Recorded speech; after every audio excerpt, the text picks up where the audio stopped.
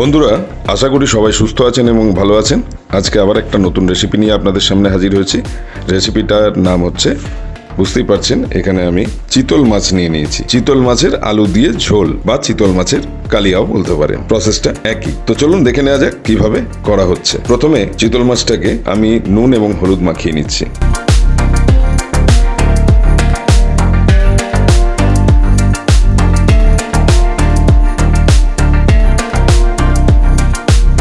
নুন এবং হলুদ দেওয়ার পর আমি সামান্য ওপর থেকে সর্ষের তেল দিয়ে দিচ্ছি।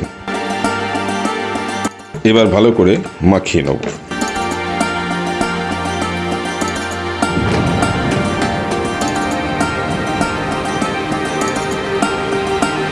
এবার আমি মাছের পিসগুলোকে এভাবে 15 মিনিট রেখে দেব। আমি একটা ফ্রাই প্যান নিয়ে নিয়েছি। এর মধ্যে আমি কিছুটা সর্ষের তেল দিয়ে দিচ্ছি। সমস্ত রান্নাটা এই তেলের মধ্যেই করা হবে। 2 থেকে 3 টেবিল চামচ সর্ষের তেল নিলেই হবে। তেলটা সামান্য গরম হলে তারপর মাছটা ভেজে নেব। দেখুন বন্ধুরা, তেল গরম হয়ে একদম ধোঁয়া বেরোচ্ছে, আর এদিকে 15 মিনিটও হয়ে গেছে। মাছগুলোকে আমি নুন হলুদ এবং সর্ষের তেল মাখিয়ে রেখেছিলাম, এবার ভেজে নেব।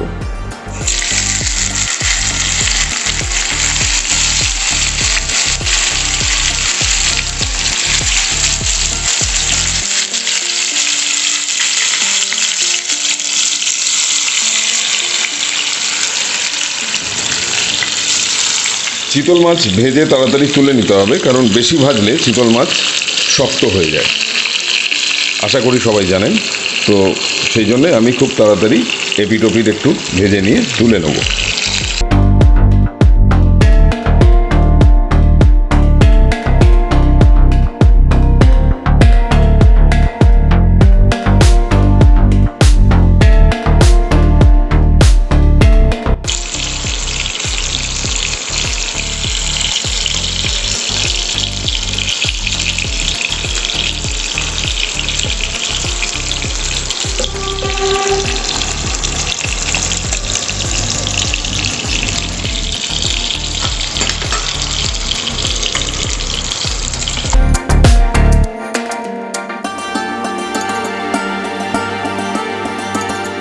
দেখুন বন্ধুরা, মাছটা ভাজা হয়ে গেছে, আর বেশি ভাজবো না। এবার তুলে নিচ্ছি।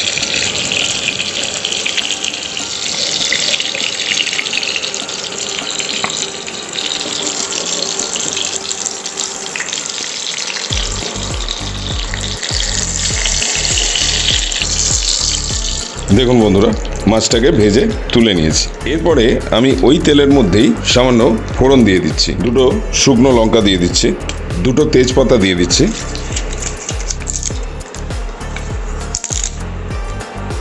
গোটা গরম মশলা দিয়ে দিচ্ছি, 1 ইঞ্চি মতো দারচিনি, 3টে এলাচ ছোট এবং 3টে লবঙ্গ।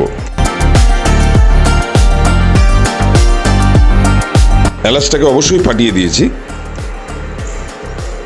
1 চামচ মতো গোটা জিরে দিয়ে দিচ্ছি।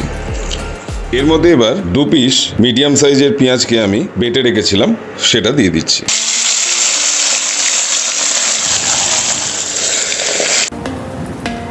পেঁয়াজটা একটু ভালো করে নেড়ে চেড়ে ভেজে নেব।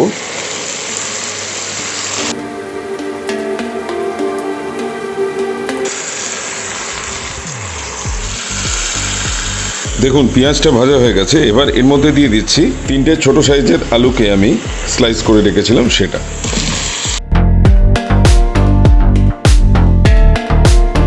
আপনারা আলুটাকে আলাদা করে ভেজেও তুলে নিতে পারেন।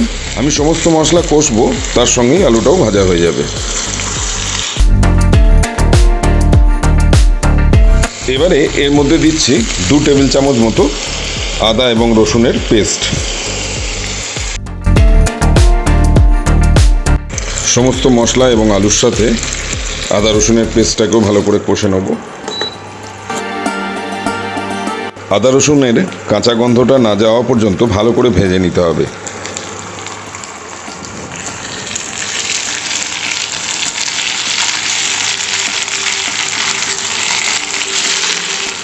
এরপরে 3টে টমেটোকে আমি ছোট সাইজে পিউরি করে রেখেছিলাম, সেটা দিয়ে দিচ্ছি।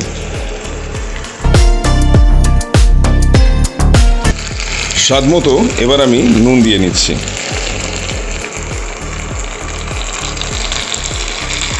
হাফ চামচ হলুদ গুঁড়ো দিচ্ছি, 1 চামচ জিরে গুঁড়ো দিচ্ছি, 1 চামচ ধনে গুঁড়ো দিচ্ছি, 1 চামচ লাল লঙ্কার গুঁড়ো, 1 চামচ কাশ্মীরি মির্চ, আর দিয়ে দেবো 1 চামচ চিনি। এবার ভালো করে সমস্ত মশলার সাথে আলুগুলোকে মিশিয়ে নিচ্ছি।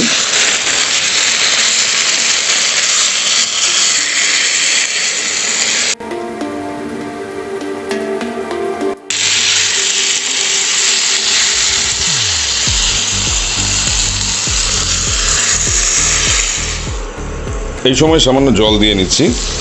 আমি মশলা ধোয়া জলটা দিলাম, হাফ কাপ মতো। ভালো করে কষে নিতে হবে।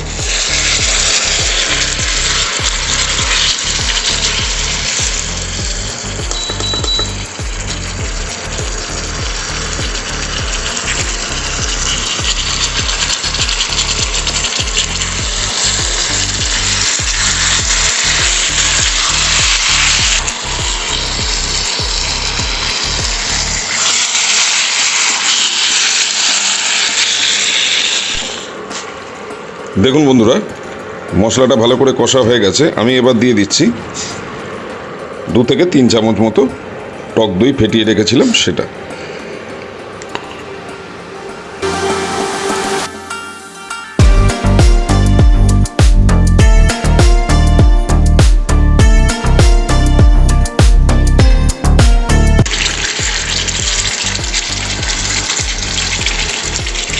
আবারও আমি 5 মিনিটের জন্য ঢাকাটা দিয়ে রান্না হতে দেবো।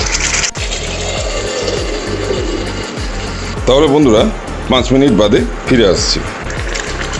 দেখুন বন্ধুরা, 5 মিনিট বাদে আমি ঢাকনাটা খুলে দিয়েছি এবং একটু জলও দিয়েছি, 1 কাপ মতো।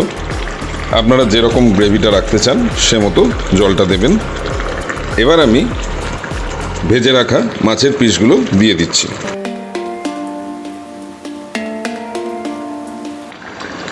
মাছটা দেওয়ার পর আমি আবারও 5 মিনিট ঢাকা দিয়ে রান্না হতে দেবো, কারণ মাছের স্বাদটা খুব ভালো করে ঝোলের সাথে মিশতে হবে, তবেই দারুণ টেস্ট আসবে।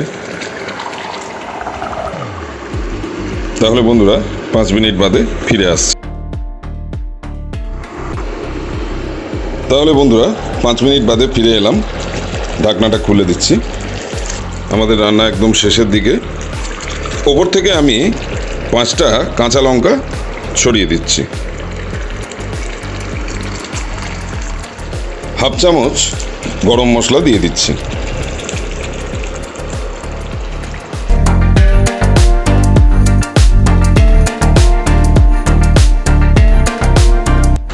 আর দিয়ে দিচ্ছি 1 চামচ মতো ঘি। দেখুন বন্ধুরা, রান্না একদম কমপ্লিট। এবারে আমি শুধু ইন্ডাকশানটা অফ করে দিয়ে 10 মিনিট ঢাকা দিয়ে রেখে দেবো।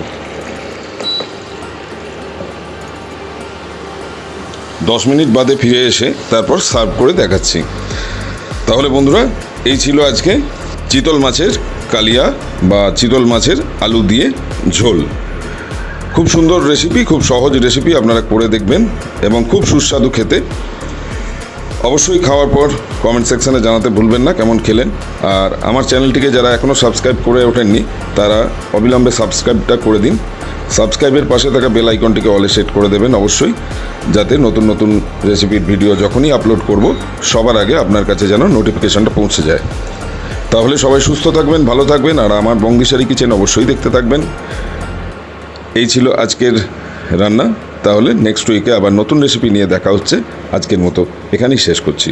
সবাই ভালো থাকবেন।